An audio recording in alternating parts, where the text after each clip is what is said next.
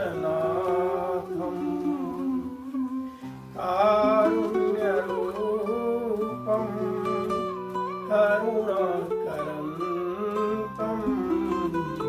श्रीरामचन्द्रं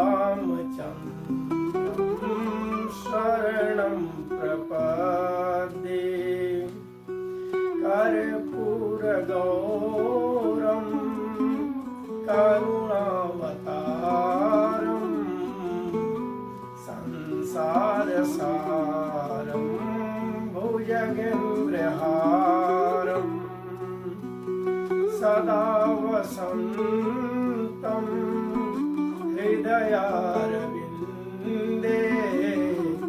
भवं भवानी सहितं नमामि मनोजवं मारुततुल्यवेगं जितेन्द्रियं बुद्धिमतां वरिष्ठं वातात्मजं वानरयोद्धमुख्यं श्रीरामदूतं शरणं प्रपद्ये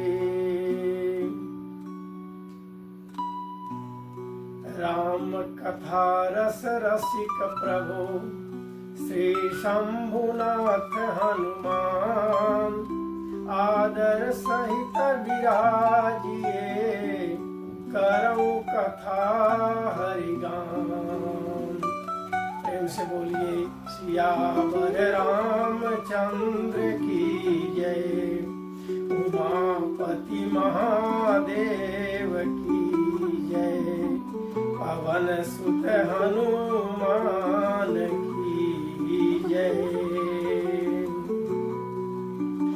अनंतानंद अखंड कोटि ब्रह्मांड नायक भगवत श्री रामचंद्र महाप्रभु के चरणों में बारंबार नमन। भूत भावन भगवान भोलेनाथ के चरणों में नमन वंदन। हनुमत लला जी के चरणों में वंदन नमन। पूज्यपाद गोस्वामी तुलसीदास जी के महाराज जी के चरणों में सादर वंदन नमन। यहाँ जितने भी भक्तानुरागी विराजमान हैं, आप सभी को सिया राम मैं सब जग जानी, करऊं प्रणाम जोरी जुग पानी की भावना को हृदयंगम करते हुए सबको एक साथ जय जय सिया राम।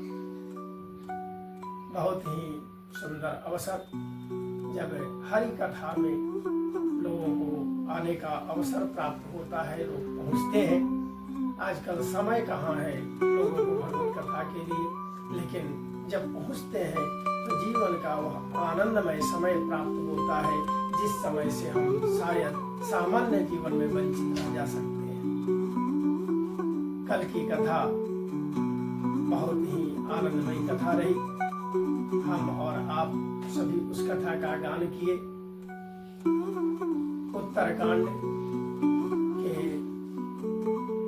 दोहा संख्या 60 को पूर्ण करते हुए आज की कथा में हम सब प्रवेश करेंगे। दोहा संख्या 61 से लेकर के आगे की।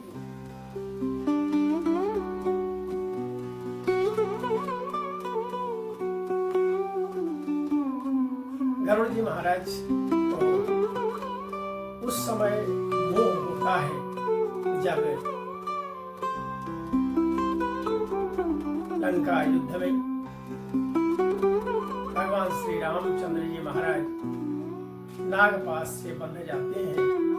आदिवर्षी नारद जी के कहने के बाद गुरु जी महाराज आकर के उनके शरीर को नागपाश से मुक्त कर देते हैं, किंतु उनके मन में मोह आता है और वही शंका इनको ग्रस्त कर लेती है कि जो प्रभु संसार के हर कण कण में व्याप्त हैं, वे प्रभु श्री राम किस तरह नागपाश में बंध गए, और अगर नागपाश में बंध गए तो फिर वे प्रभु इस तरह के कैसे। इस संदेश से काफी व्याकुल होते हैं गरुड़ जी महाराज देवर्षि नारद जी के पास अपनी शंका को रखते हैं। ये महर्षि हमारी शंका का समाधान करें। महर्षि नारद जी ब्रह्मा जी के पास प्रेषित करते हैं कि आप ब्रह्मा जी के पास जाइए, कारण कि मैं भी इसी तरह के रोग से ग्रस्त हुआ हूँ और मुझे भी इस तरह की स्थिति आई थी। पक्षीराज गरुड़ जी महाराज ब्रह्मा जी के पास जाते हैं। ब्रह्मा जी से भी अपनी वही बात उन्होंने कही। ब्रह्मा जी ने कहा कि मैं भी इसी तरह के मुंह से ग्रस्त हुआ हूँ, आप भी ग्रस्त हो गए और इसका उपाय एक ही जगह मिल सकता है। आप चले जाए भूत पावन भगवान भोलेनाथ के शरण में और वहीं आपके शंका का समाधान हो सकता है। पिछले दिन हम उसी कथा तक पहुंचे हुए थे। गरुड़ जी महाराज बहुत व्याकुल है, बहुत बेचैन है और बेचैन स्थिति में ही पहुंचते हैं कैलाश पर भगवान भोलेनाथ के पास। परमातुर विहंगपति आयो तब मुँह पास, जात रहे कुबेर गृह रहूं मां कैलाश। प्रकरण प्रारंभ। भगवान भोलेनाथ जी माता पार्वती से कहते हैं, यह पार्वती, पक्षीराज गरुड़ जी महाराज बहुत बेचैन होकर के व्याकुल स्थिति में हमारे पास पहुंचे और उस समय पहुंचे जबकि मैं कुबेर के यहाँ जाने के लिए प्रस्थान कर चुका था। हे पार्वती, आप इसी कैलाश पर थी और मैं कुबेर के यहाँ जाने के लिए निकल चुका था। गरुड़ जी महाराज व्याकुल स्थिति में मेरे पास पहुंचते हैं, आकर के आदर सहित सिर नवाते हैं, वंदन करते हैं, प्रणाम करते हैं और जो मन में संदेह उनका है उस संदेह को हमको सुनाते हैं। बहुत ही मृदु बात। ऐसे भी जब आदमी मोहग्रस्त होता है, संदेहग्रस्त होता है तो हकीम कर्तव्य विमूढ़ हो जाता है और हकीम कर्तव्य विमूढ़ की स्थिति में उसके बोलने चालने रहने सहने का ढंग बहुत कुछ परिवर्तित हो जाता है। भगवान भोलेनाथ ने कहा कि गरुड़ जी ने बहुत आदर सहित अपनी बातों को रखी मेरे पास, अपने संदेह को प्रकट किया उन्होंने। और हे भवानी, मैंने उनसे कहा कि हे गरुड़ जी महाराज, आपका संदेह तो बड़ा भयानक है। नारायण के संबंध में आपका संदेह आ गया और यह बहुत ही बड़ा संदेह है। इसका निदान चलते चलते तो मैं कर नहीं पाऊंगा। इसके निदान के लिए लंबे समय तक अनवरत सत्संग में जाना होगा, प्रभु की कथा का श्रवण करना होगा, प्रभु की कथा का गुणानुवाद करना होगा। इसीलिए सज्जनों, आप सबों से हम बराबर आग्रह किया करते हैं कि जिन्हें भी प्रभु श्री राम के जीवन पर जरा सा भी संदेह हो, जिन्हें भी प्रभु श्री राम की कथा पर जरा सा भी संदेह हो, जिनके भी मन में यह बात आ जाए कि प्रभु श्री राम है कौन, प्रभु श्री राम की मूर्ति में क्या है, ऐसी ऐसी भावनाएं दुर्भावनाएं आने लगी, उनके लिए सबसे बड़ा साधन, सबसे बड़ा माध्यम है सत्संग में जाने का। अगर पूरा समय न भी जा पाए, थोड़े समय के लिए भी जाए, लेकिन सत्संग में जरूर जाना चाहिए। एक घड़ी आधो घड़ी आधो में बुनियाद, तुलसी संगत साधु की कटे कोटि अपराध।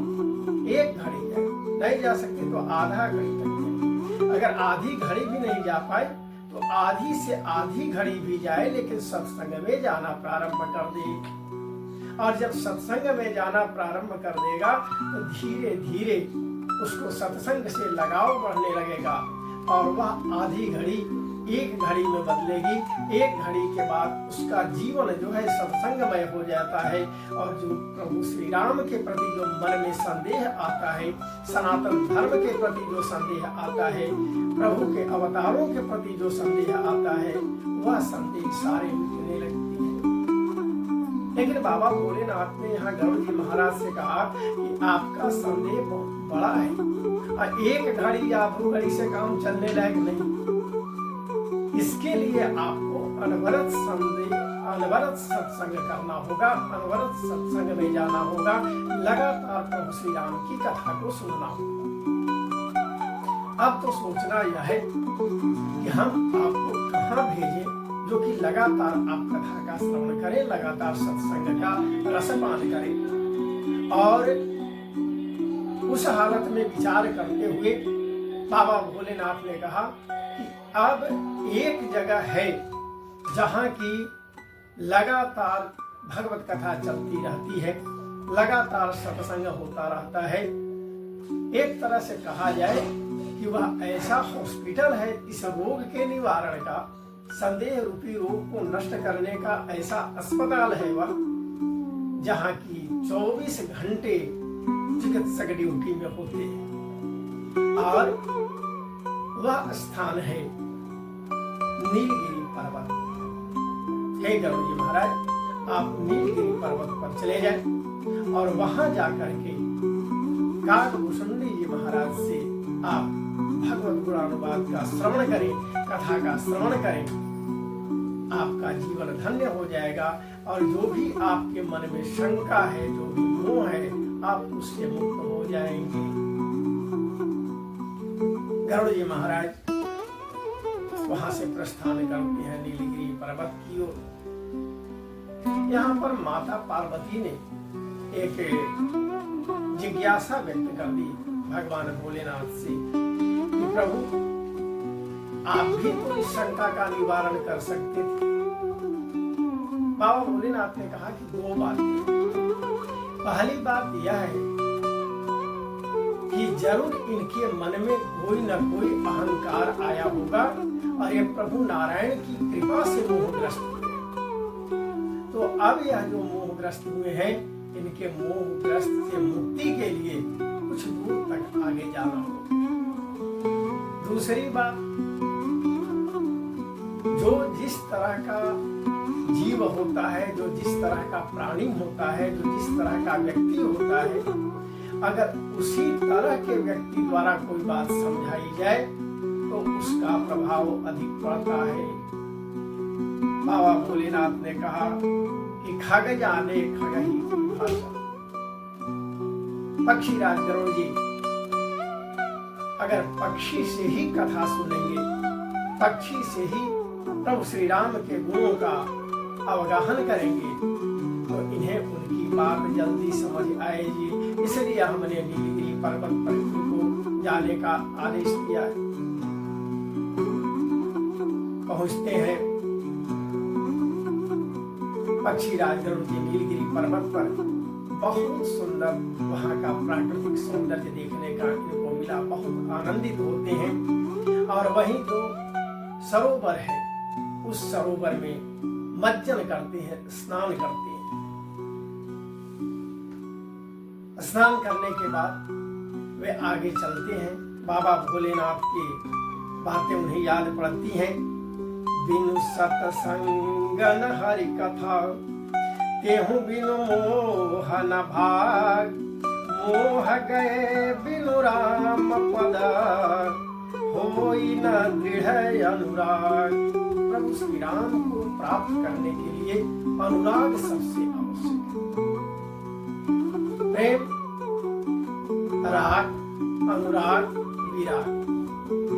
राग जो है सो सामान्य जीवन के साथ जो प्रेम होता है, अपने घर वाले, परिवार वाले, रिश्तेदार, सांसारिक चीजों से जो प्रेम होता है, वह राग है। अनुराग परमात्मा के प्रति जो विशेष लगाव प्रारंभ हो जाता है, वह अनुराग होता है। और जब इन सब से मुक्त हो जाता है प्राणी, तो वह वैराग्य या विराग हो जाता है। सज्जनों, भगवान श्री राम से भक्ति के लिए सबसे अच्छा साधन इसमें अनुराग ही बताया गया है। जितना अधिक अनुराग होगा प्रभु के प्रति, जितना अधिक अनुराग होगा श्री राम जी की कथा के प्रति, उतना ही जीवन धन्य हो जाएगा।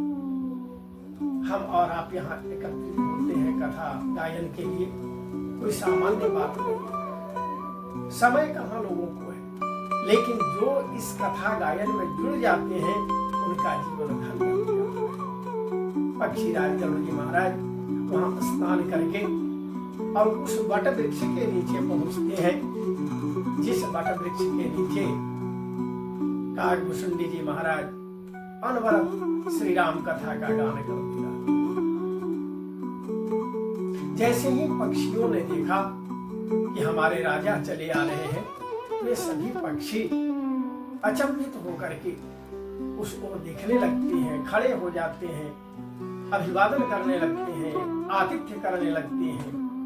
और जैसे ही पक्षीराज गरुड़ जी महाराज को आते देखा कागभूषुंडी जी ने, वे अपने आसन से उठ खड़े होते हैं, पक्षीराज का आतिथ्य करते हैं।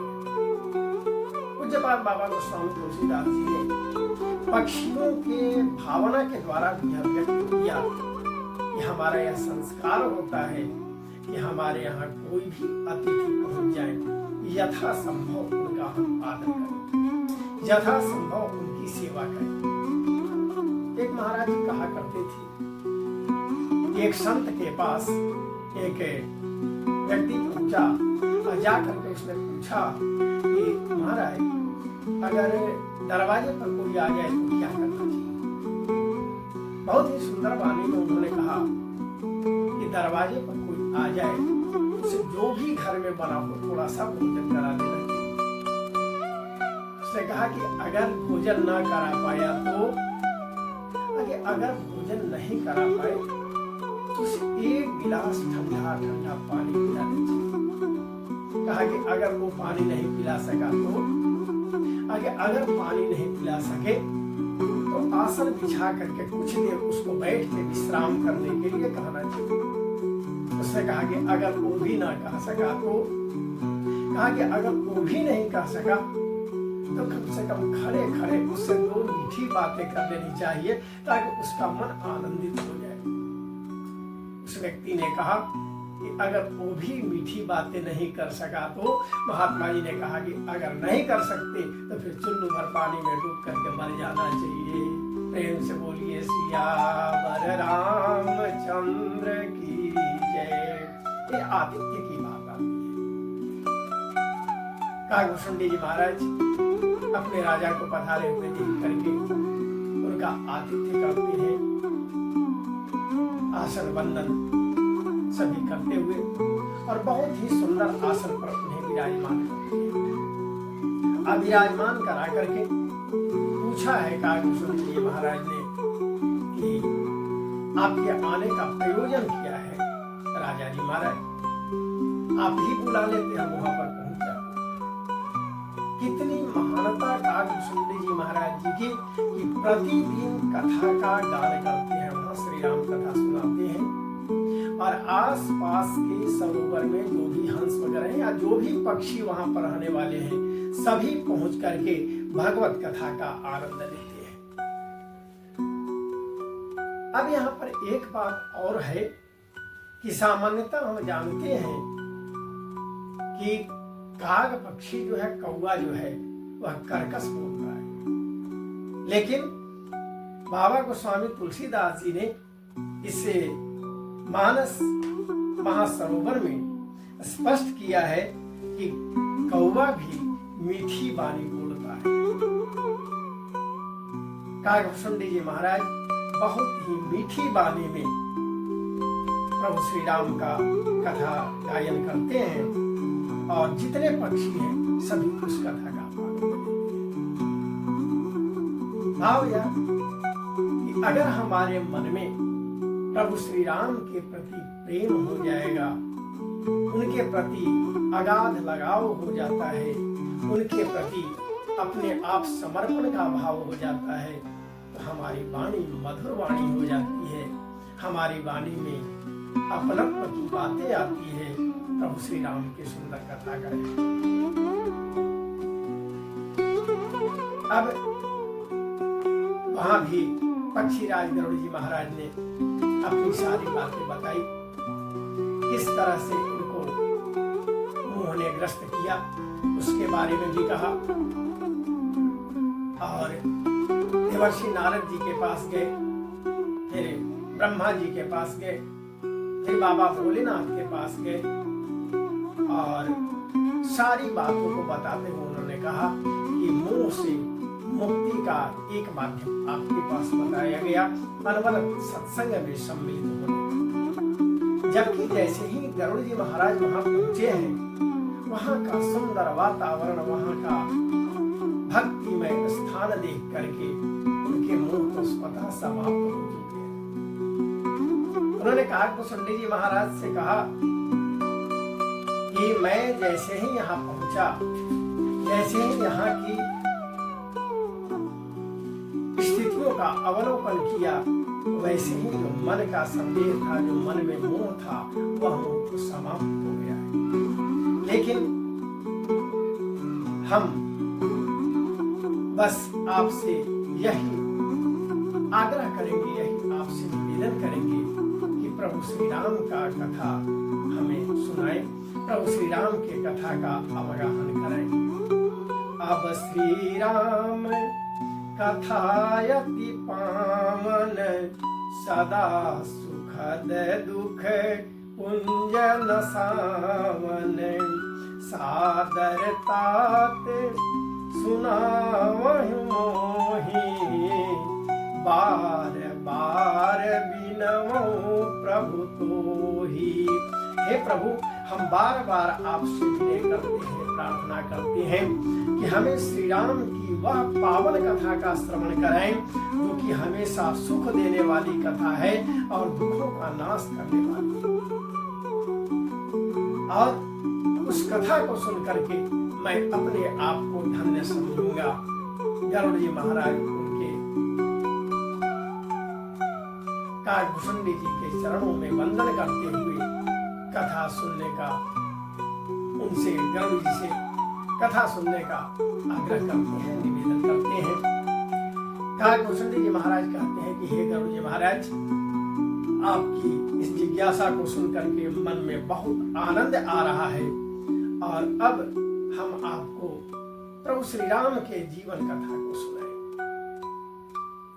और हमने आपसे पहले भी कहा है, आज भी इस कथा में कह रहा हूं कि श्री रामचरितमानस के 7 सोपान जो है, उनमें उत्तरकांड अगर कहा जाए तो पूरे रामचरितमानस का सार तत्व लिए हुए। अब यहीं से आप देखना प्रारंभ करेंगे कि काकभूषुंडी जी महाराज जब गरुड़ जी को श्री राम कथा का श्रवण कराते हैं, तो सारी कथा जो क्रम से श्री रामचरितमानस में आई है, उस कथा का वर्णन करते हैं। सबसे पहले उन्होंने श्री रामचरितमानस का बखान किया। रामचरित मानस यही नामा, सुनत श्रवण पाय विश्रामा। यह रामचरितमानस नाम का जो महाग्रंथ है, इसको श्रवण करने से बहुत ही शांति मिलती है। आदरणीय सज्जनों, अगर हम भटक रहे हैं, हमारे मन में अशांति है, तो उस अशांति से मुक्ति के लिए यह श्री राम कथा बहुत ही जीवन के लिए लाभदायक है। और इतनी महानता इस कथा में, रामचरितमानस का जो यह सरोवर है, उसमें अवगाहन करने के बाद फल तुरंत प्राप्त होता है। अगर इसमें प्रेम पूर्वक स्नान किया जाए तो काक होई पिक बकऊ मराला, मज्जन फल पेखिय तत काला, काक बकऊ मराला। इस सरोवर में स्नान करने से कौवा भी कोयल हो जाता है और बगुला भी हंस हो जाता है। आदरणीय सज्जनों, ऐसा नहीं कि कौवा कोयल हो जाएगा। कहने का भाव उसके जीवन में एक सरसता आ जाती है। जो प्रेम से इस कथा में अवगाहन करता है उसके जीवन में सरसता आती है, उसके जीवन में बहुत ही शांति आती है। और जिस तरह से कोयल मीठी वाणी बोलती है, कागभूषण जी महाराज कौवा होकर के भी उसी मीठी वाणी में कथा का गायन करते हैं। और हंस का जो स्वभाव है वह स्वभाव बगुले में भी आ जाता है। यानी श्री राम कथा का श्रवण करने से यह जीवन धन्य हो जाता है। याद रखें, हमारा जीवन में जो भी प्राप्त करना है उसके नारायण की अपरंपार कृपा होनी आवश्यक है। एक बार माता लक्ष्मी ने नारायण से कहा, हे नारायण, सभी लोग तो आपको भजा करते हैं इस संसार में, सभी नारायण नारायण नारायण श्री राम कहते रहते हैं, मुझे तो कोई भजता नहीं। भगवान ने कहा कि लक्ष्मी जी, मुझे नहीं भजता है कोई, भजता आप ही को है। उन्होंने कहा कि ऐसा है ही नहीं, मेरा नाम कहाँ लोग लेता है। उन्होंने कहा कि तो चलिए, चल करके एक बार हम लोग धरती पर परीक्षा ले लेते हैं कि सच्चे से ये भक्त लोग भजते किसको है। प्रभु चले आए इस धराधाम पर और आकर के एक संत के वेश में बहुत बड़े नगर में प्रवेश करे। वहां नगर का जो सेठ था उससे उन्होंने प्रस्ताव रखा कि हम यहाँ रुक करके 9 दिन भगवान का कथा गान करना चाहते हैं। सेठ धार्मिक प्रवृत्ति का था। उसने कहा कि कोई बात नहीं महाराज जी, सारी व्यवस्था हो जाएगी। अपने यहाँ घर में ही संत जी को रख ली और धीरे धीरे गांव में नगर में खबर हुई। खबर होने के बाद कथा की व्यवस्था हो गई, कथा आरंभ हो गया। बहुत ही सुंदर कथा का गान संत जी महाराज कर रहे थे। लोग पहुंचते जा रहे थे, कथा सुन रहे थे, भीड़ बढ़ती जा रही थी। उसी क्रम में माता लक्ष्मी एक बूढ़ी का रूप धारण करके एक घर के दरवाजे पर पहुंची और उस दरवाजे पर पहुंच करके उन्होंने आवाज दी तो अंदर से एक युवती निकली। बुढ़िया वेशधारी माता लक्ष्मी ने कहा, मुझे एक गिलास जल पिला। उसने कहा कि अभी हमारे पास समय नहीं है। प्रतिदिन शाम 5 बजे से कथा होती है। एक बहुत बड़े संत आए हुए हैं, बहुत अच्छी कथा कहते हैं, वहां जाती हूँ मैं।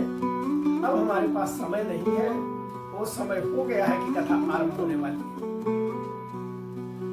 बुढ़िया ने कहा कि जरा सा जल पिला लो, उसके बाद चले जाओ। काफी आग्रह के बाद उसने कहा कि ठीक है, आप जल पी लो, इसके बाद में जाओ। एक गिलास जल ले लाई और जल पिलाई। सज्जनों, जल पीने के बाद माता की कृपा, जैसे ही वह स्टील का गिलास उसको देती है वह सोने का गिलास हो जाता है। और अब जैसे ही सोने का गिलास हो गया, वह युवती उधर जाने की बात छोड़ी और इससे प्रार्थना करने लगी कि ऐ बुढ़िया, आप यहाँ रुक जाओ, अब भोजन कर लेना, इसके बाद जाना। उसके मन में यह विचार आने लगा कि अगर जल पीने से स्टील का गिलास सोना में परिवर्तित हो गया तो भोजन करेगी तो हमारे यहाँ का स्टील की थाली है, स्टील की कटोरी है, स्टील का लोटा है, सब सोना में बदल जाएगा। और यह क्रम प्रतिदिन चलने लगा। कभी दूसरे के घर में, कभी दूसरे के घर में वो बूढ़ी जाती और यही क्रम होता। जहाँ कथा चलती थी, अब वहाँ कथा से ज्यादा इन्हीं विचारों पर चर्चा होने लगी कि गांव में एक बुढ़िया आई हुई है और जिसके यहाँ जाती है जो भी बर्तन उसे मिलता है खाने पीने के लिए वो सोना का हो जाता है। सभी लोग ध्यान देना उधर आरंभ की। धीरे धीरे यहाँ जो कथा में लोग आते थे वहां भीड़ कमने लगी। और जब भीड़ कमने लगी तो संत जी महाराज को मन में यह संदेह हुआ कि लगता है कि लक्ष्मी जी इस धराधाम पर आ चुकी है। जो सेठ कथा की व्यवस्था किए था वो पहुंचा उस बुढ़िया के पास और कहा कि ऐ बूढ़ी माता, हमने क्या बिगाड़ा था आपका? हम तो इतनी सुंदर कथा भी करा रहे हैं अपने नगर में, फिर भी आपने मेरा घर क्यों नहीं ऐसा किया? मेरे यहाँ क्यों नहीं जल ग्रहण किया? मेरे यहाँ क्यों नहीं भोजन किया? बुढ़िया ने कहा कि मैं तो कभी तुम्हारे घर में आ जाती, लेकिन तब तक नहीं आ सकती हूं जब तक वो संत तुम्हारे यहाँ रहेगा, जब तक उसका वर्चस्व रहेगा, उसका दबदबा रहेगा, तब तक तो मैं तुम्हारे पास नहीं आ सकती हूँ।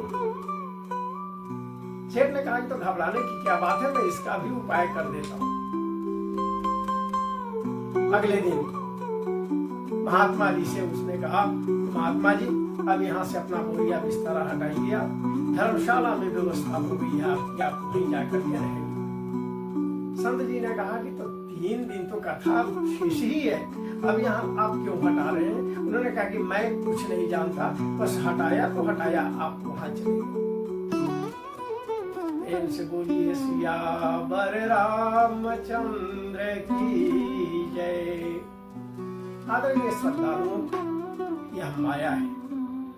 जब तक माया हमारे पीछे लगी रहती है, जब तक मोह हमको ग्रस्त किए रहता है, तब तक जीवन का कोई सही मार्ग दिखाई नहीं पड़ता। और इसके लिए सही मार्ग ढूंढना हो तो सबसे अच्छा साधन है सत्संग का, सबसे अच्छा साधन है भगवत कथा श्रवण का।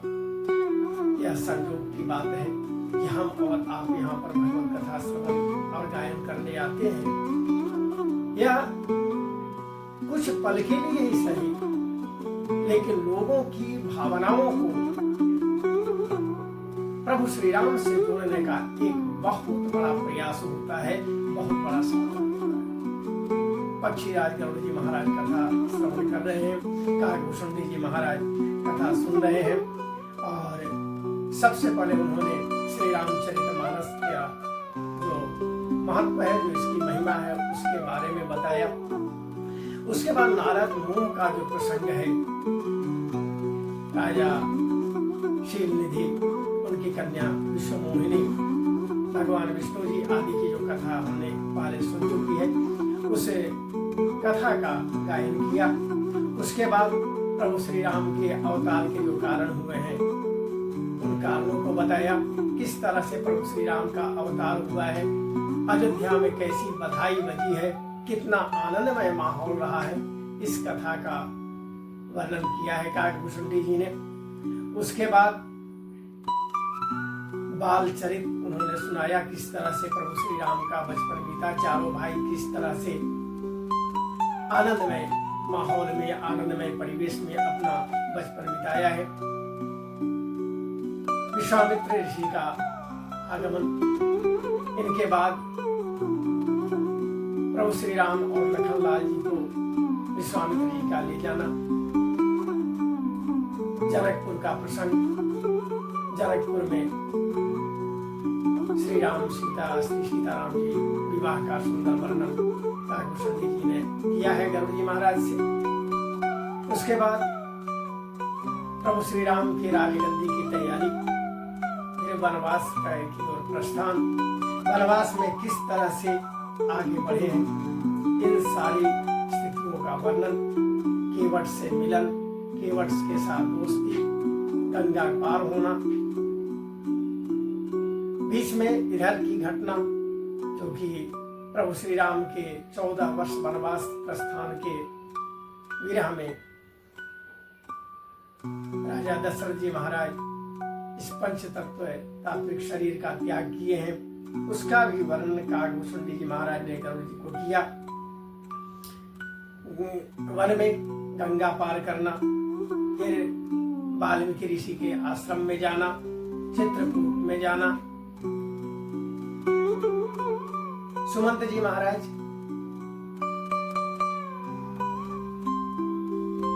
का किस तरह से विरह हुआ है, किस तरह से वे प्रभु श्री राम को छोड़ कर के आए हैं, यह जो दर्द भरा प्रसंग है, इसको भी गरुड़ जी महाराज ने बताया है। भरत जी ननिहाल से लौट करके आए हैं, यह प्रसंग भी बताया। भरत जी आने के बाद अपने पिता का संस्कार किए हैं, यह प्रसंग बताया है उन्होंने।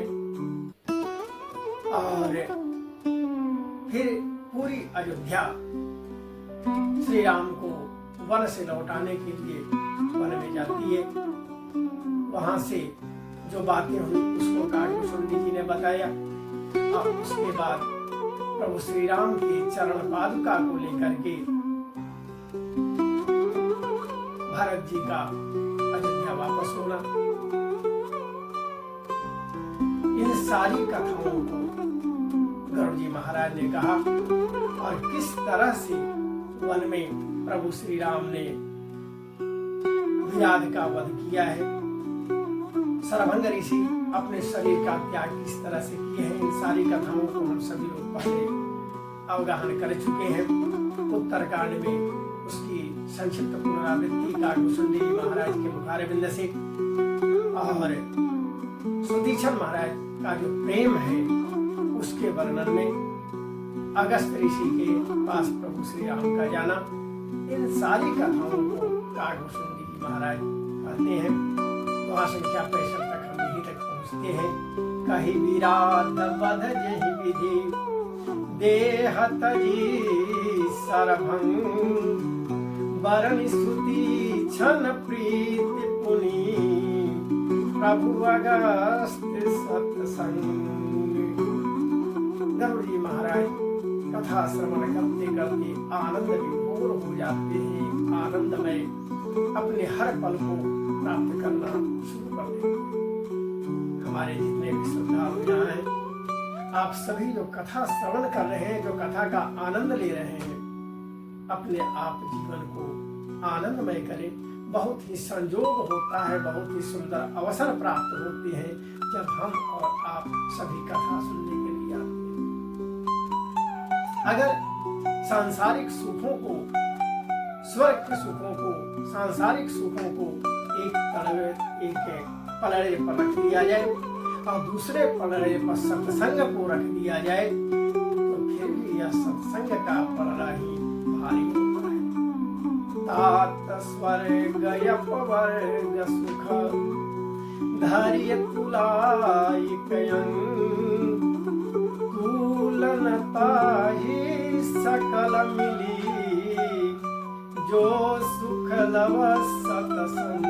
क्षण मात्र का जो सत्संग का सुख है, उसके सामने स्वर्ग और अपवर्ग सभी के सुख फीके पड़ जाते हैं। हम और आप बड़े भाग्यशाली हैं जो कि प्रभु श्री राम के कथा श्रवण, कथा गायन का सुअवसर प्राप्त होता है। और फिर हम सभी मिलते हैं अगली कथा में, अगले दिन। कथा विसर्जन आज की श्री शंभुनाथ हनुमान, राम लखन सिया जानकी सदा करहु कल्याण। पुष्पांजलि अर्पण करऊं, ग्रहण करऊं महाराज, कृपा दृष्टि अवलोकिए सब अपराध विसार। प्रेम से बोलिए सियावर रामचंद्र की जय, उमापति महादेव की जय, पवन सुत हनुमान की जय। प्रेम से बोलिए जय जय सीता।